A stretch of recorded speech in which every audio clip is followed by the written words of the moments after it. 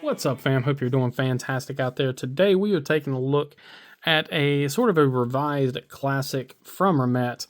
This is the Remette WD107. Again, kind of a terrible name for a knife, but I think this is one of their originating designs. I think this is also a design that they use as a kind of an open source design. They let other companies use this design as to be branded as their own. So very interesting very interesting knife from Remette, but it is very well executed. And yeah, let's go ahead and jump into it. Like I said, this one's been around for a little while, so most of y'all have probably already seen it. But you're looking at a 3.28 inch blade and 7.72 inches overall, 3.6 ounces. M390 on the blade steel. They run this at 60 to 61. There are two current options on this one. There is a standard marbled carbon fiber version that's $199 on Amazon, and then there is the copper carbon fiber version that's $219. That's the one we have here. Both of those will be linked down below.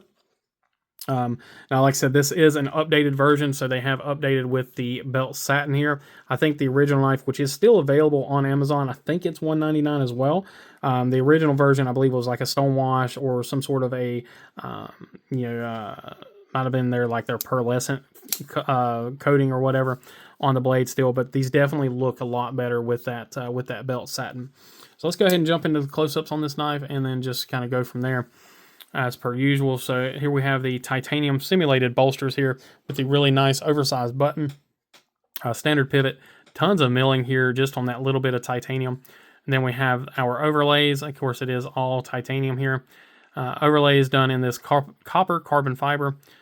Screws are inset very nicely, and then we have some milling here to kind of flow through with the rest of the knife. And we have a lanyard hole, a half-length backspacer branded with the Remette here, and that is actually milled into the handles as well, or into the liners. So that's really cool. It's a little extra step that they didn't have to do, that just kind of pushes this knife above what you typically would see. It is a standard plunge lock. Stylized pocket clip here, milled with micro milling, so you can see that micro milling there on the edge of the pocket clip. Again, just another little, kind of a feather in the cap for these guys of how well they can do. Very interesting looking thumb studs here. You have kind of like a starred look on that thumb stud. It does work very, very, very well.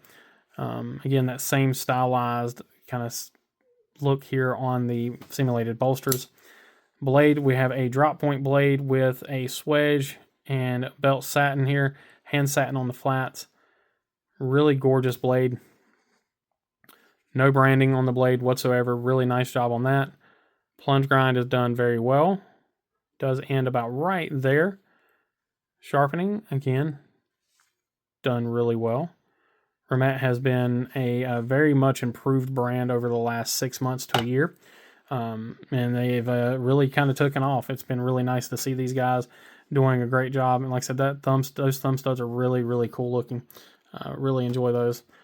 Standard button lock, like I said, but it is very well done. It has nice retention, has really nice detent. The button action itself is really nice because you have a large button. It's very easy to push. Like I said, thumb studs work well. They're nice and grippy. You see earlier where I just, I didn't have my thumb in the right spot. Went to engage the knife. Instead of my thumb slipping off, I just didn't go anywhere. It just, I just wasn't prepared to open the knife, and it just, my thumb didn't slip off or anything like that. Reverse flicks like a dream. No issues there. You can either use your nail or just use your meat or your finger, either one, to go off of that thumb stud. So then, like I said, the regular thumb stud action just works really nicely. Really sweet action on this knife. Now, where this knife really shines is in its actual use and its grip. The choke-up grip is phenomenal on this knife. Jimping is not quite long enough, but it is just long enough to catch my finger there. Really nice job on that. And then choked back, you're landing right in that perfect spot. And then the hand is, again, it works really well. Either way, it is really comfortable. The only spot that I do get a little bit of a hot spot from is right here, or right on the edge. And we'll zoom in just to see that.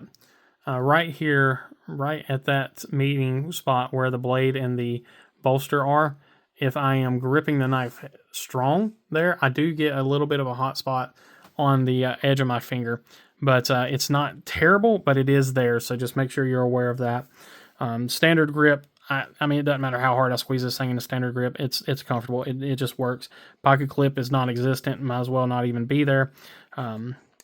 Again, great access to your button.